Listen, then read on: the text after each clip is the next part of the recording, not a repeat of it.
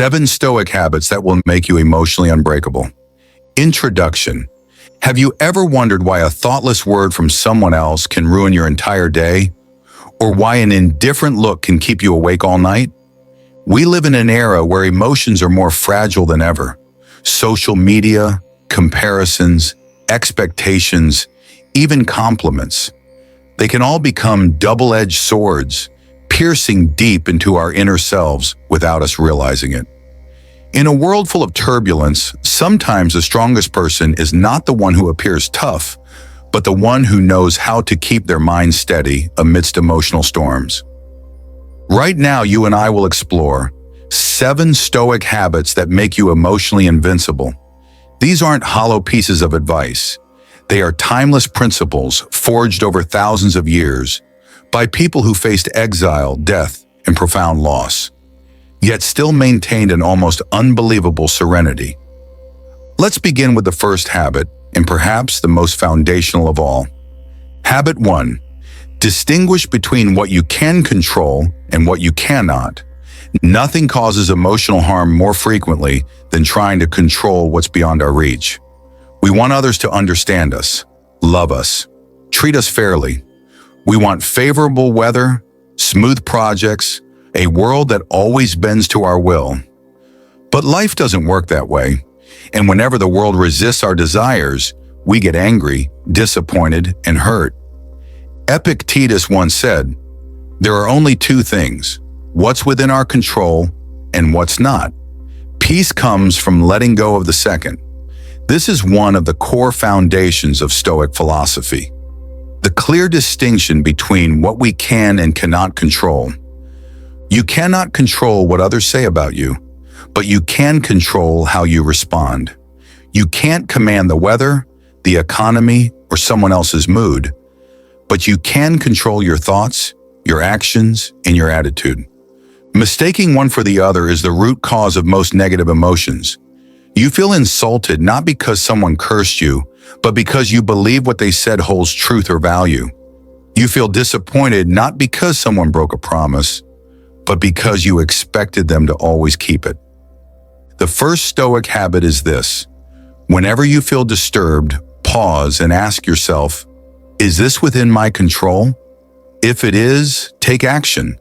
If it's not, let it go like a bag of trash that's not worth carrying. Marcus Aurelius, a Stoic emperor who ruled over a vast empire yet preserved his inner peace, wrote in his journal, "Inner peace begins the moment you decide not to control what doesn't belong to you." We cannot stop the storms outside, but with this habit you can stop tormenting yourself over what doesn't deserve your suffering. Letting go of what's beyond your control is not weakness. It is the highest form of power. Self-mastery. Habit 2. Practice emotional delay. When something upsets us, most people react instantly. They yell when they're angry. They cry when they're disappointed. They shut down when they feel hurt. But the Stoic does something different. They pause. This pause is not passive. It's a sacred moment between stimulus and response. A space of clarity where reason gets a chance to speak before emotion takes the wheel. Seneca once wrote, "The greatest remedy for anger is delay." Delaying your reaction doesn't mean suppressing your feelings. It means letting them rise, observing them without judgment, and choosing your response with awareness. You feel insulted, but instead of replying, you breathe. You feel irritated, but instead of lashing out, you walk away. You feel overwhelmed, but instead of spiraling, you sit still for a moment. This habit turns you from a puppet of emotion into the director of your inner life. Imagine a warrior standing still while arrows fly by. That stillness is not weakness, it's precision, it's strength. It's the ability to choose when and how to act, rather than reacting blindly. You may feel anger, but you don't act on it. You may feel sadness, but you don't let it define your day. You may feel triggered, but you don't give the trigger your power. Over time, this habit transforms your character. You stop being explosive. You stop being reactive. You become composed, quiet, strong. People will notice, but they won't know what changed. It's simple. You stopped being controlled. You began controlling yourself. Habit 3. See insults as opinions, not facts. One of the deepest emotional wounds comes from words. You're not good enough. You'll never succeed. You've changed. These words stick, echo, and sometimes define how we see ourselves, if we allow them to. But here's what Epictetus teaches. If someone tells you you're a donkey and you're not, do you need to be upset? If you're not, it's just noise. If you are, then perhaps it's a wake-up call. This Stoic principle is powerful. Insults only hurt if you give them power. Words are not facts. Judgments are not truths. What others say is a reflection of their own inner world, not yours. So when someone mocks your appearance, your background, your journey, pause and ask, is what they said objectively true? If it's false, why let it disturb you? If it's true, why not use it to grow? The Stoic doesn't live to silence every critic. They simply don't internalize noise that doesn't belong to them. They know that the moment you believe someone else's insult, you hand over your self-worth to their perception. But when you practice this habit, you listen without absorbing, you hear without reacting, you smile and move on, not because you are unaffected, but because you're anchored in something deeper than words. And this doesn't make you arrogant. It makes you invulnerable to emotional manipulation. It means you no longer bleed from words spoken by people who don't even know your soul. Marcus Aurelius often reminded himself, choose not to be harmed and you won't be. You have that choice. And the third Stoic habit, seeing insults as mere opinions, protects that choice like armor for your mind. Habit 4. Spend time alone to strengthen inner stability. Most people fear solitude. They constantly need to be surrounded by noise, by people, by movement. Not because they enjoy it, but because they're terrified of what will rise inside them when everything goes silent. But the Stoic chooses the opposite. They retreat inward not to escape the world, but to cultivate strength. Marcus Aurelius wrote, "Nowhere can a man find a more peaceful retreat than in his own soul." Spending time alone is not about isolation. It's about rebuilding your inner walls, making them strong enough so that the world can't knock you down with every wave. This habit is simple. You spend time with yourself. You listen to your thoughts without judgment. You examine your desires, fears, wounds, and learn not to run from them. You allow your emotions to surface, but you don't let them dominate. You get to know yourself, not just the version you show the world, but the one that's hidden when no one's watching. That kind of solitude is transformative, because the person who enjoys their own company is never desperate for others to fill their void. They don't fall into relationships just to feel whole.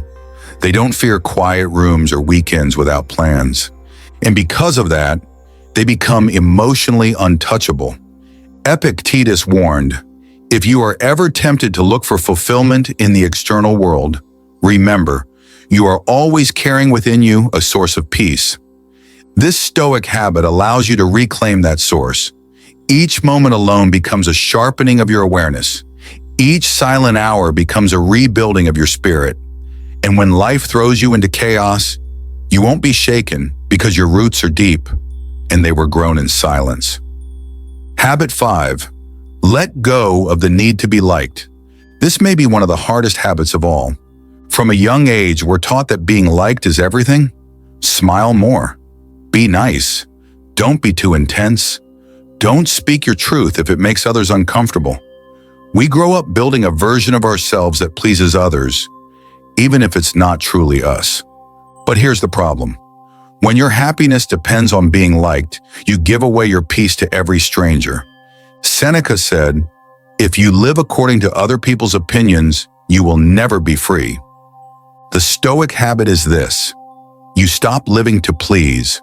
You start living to align with your values, with your truth, with your sense of what's right. It doesn't mean you become rude or selfish. It means you no longer betray yourself to earn temporary approval. You say no when something violates your boundaries. You speak up when silence would be dishonest. You stand firm when others pressure you to fit in. And yes, some people won't like you for that. They'll call you cold, arrogant, distant.